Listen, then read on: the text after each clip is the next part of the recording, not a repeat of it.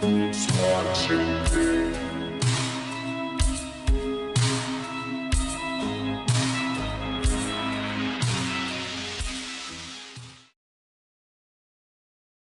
So we'll take this object here and look at it in front view, and if you select some shapes here and go under the Q menu under material, you'll notice that you now have an option here called blank material, where you can now add a blank material.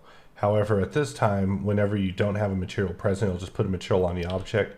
But if we go back into it and we add a blank material, you can see that now we've added a unique material to just this area, and we can select these two areas and also do the same thing.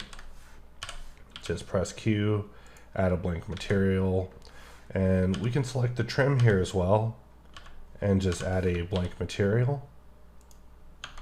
And if we look at this in rendered mode, Control-Alt-Spacebar to come out of full screen maximum mode, and we can see the results of what we're looking at here. So we're already getting somewhere. So the other thing is that if we go back into edit mode, we also have